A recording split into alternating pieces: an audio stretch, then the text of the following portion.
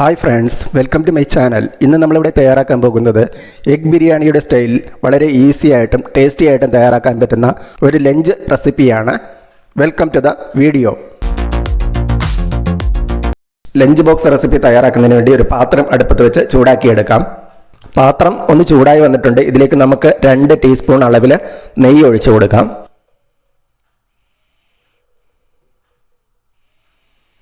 നെയ്യ് ഒന്ന് ചൂടായി വരുമ്പോൾ ഒരു കഷ്ണം പട്ട, 5 ഗ്രാമ്പു എല്ലാം കൂടി നമുക്ക് ഇതിലേക്ക് ഇട്ട് കൊടുക്കാം. ഇനി ഇതൊന്ന് ചെറുതായിട്ടൊന്ന് വരട്ടിയെടുക്കാം. ഇതൊന്ന് വഴണ്ട് വരുമ്പോൾ 2 സവാള ഞാൻ ചെറിയ കഷ്ണങ്ങളായി കട്ട് ചെയ്ത് വെച്ചിട്ടുണ്ട്, അത് ഇതിലേക്ക് ഇട്ട് കൊടുക്കാം. സവാള ചേർത്ത് നന്നായിട്ടൊന്ന് വഴട്ടിയെടുക്കാം.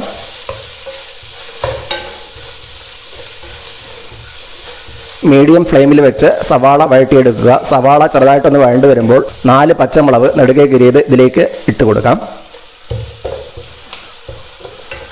പച്ചമുളകും ചേർത്ത് നന്നായിട്ടൊന്ന് വഴട്ടിയെടുക്കാം.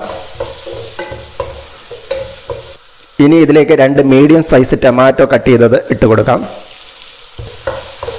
ടൊമാറ്റോ ചേർത്തതിന് ശേഷം നന്നായിട്ടൊന്ന് വഴട്ടിയെടുക്കാം. ക്യാരറ്റ് വീട്ടിലുണ്ടെങ്കിൽ ഒരു ചെറിയ ക്യാരറ്റ് ചെറിയ കഷ്ണങ്ങളാക്കി കട്ട് ചെയ്തതോടെ ഇതിലേക്ക് നമുക്ക് ചേർത്ത് കൊടുക്കാം. ക്യാരറ്റും ചേർത്ത് വഴറ്റിയെടുക്കാം.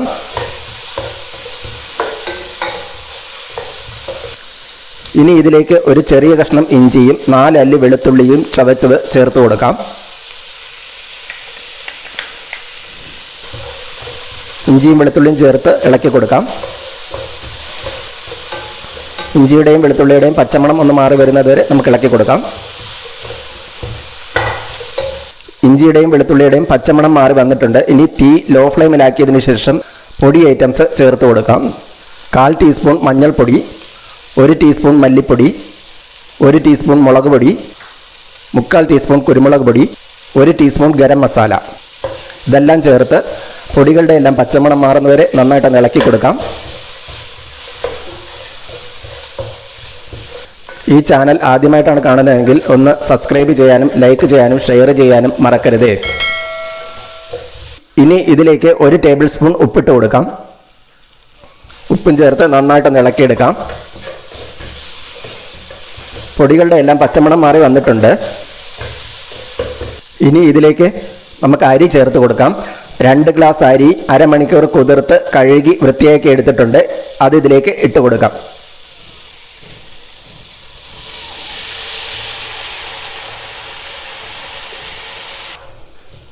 അരിയും മസാലയും ചേർത്ത് നന്നായിട്ടൊന്ന് മിക്സ് ചെയ്തെടുക്കാം.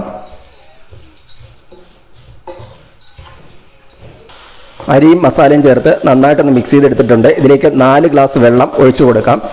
2 ഗ്ലാസ് അരിക്ക് വേണ്ടി 4 ഗ്ലാസ് വെള്ളം ഒഴിച്ചു കൊടുക്കാം. വെള്ളം ഒഴിച്ച് നന്നായിട്ടൊന്ന് ഇളക്കി മിക്സ് ചെയ്തെടുക്കാം. ഞാനിവിടെ കൈമ റൈസാണ് എടുത്തിരിക്കുന്നത്. നിങ്ങൾക്ക് പൊന്നി അരിയിലും ബസ്മതി റൈസിലും ഇത് തയ്യാറാക്കാവുന്നതാണ്. അരി നമുക്ക് അടച്ചു വെച്ച് 5 മിനിറ്റ് വേവിച്ചെടുക്കാം. ഈ ലഞ്ച് ബോക്സ് റെസിപ്പി നിങ്ങൾക്ക് ഈസി ആയിട്ട് തയ്യാറാക്കാവുന്നതാണ്. ചോറ് 5 മിനിറ്റ് വേവിച്ച് 95% ചോറ് വെന്ത് വന്നിട്ടുണ്ട്. ഇനി ഇതിലേക്ക് ഞാൻ 4 മുട്ട അവിച്ച് വെച്ചിട്ടുണ്ട്, അത് നമുക്ക് 2ആയി കീറി ഇതിൻ്റെ മേളിൽ നിരത്തി കൊടുക്കാം. മുട്ട ചോറിന് മുകളിലേക്ക് ഇതുപോലെ വെച്ച് കൊടുക്കുക.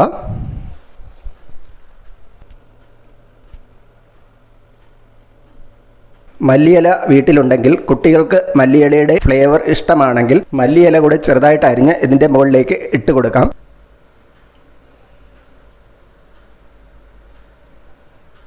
ഇനി തീ ഓഫ് ചെയ്ത് ഇത് അടപ്പ് വെച്ച് അടച്ചു വയ്ക്കാം. 10 മിനിറ്റ് കഴിഞ്ഞ് നമുക്ക് അടപ്പ് തുറന്ന് നോക്കാം. വളരെ സ്വാദിഷ്ടവും ഈസിയും ആയിട്ട് തയ്യാറാക്കാൻ പറ്റുന്ന എഗ് ബിരിയാണിയുടെ സ്റ്റൈലിലുള്ള ലഞ്ച് റെസിപ്പി ഇവിടെ റെഡിയായി വന്നിട്ടുണ്ട്. നിങ്ങളെല്ലാവരും ഇതൊന്ന് ട്രൈ ചെയ്ത് നോക്കുക.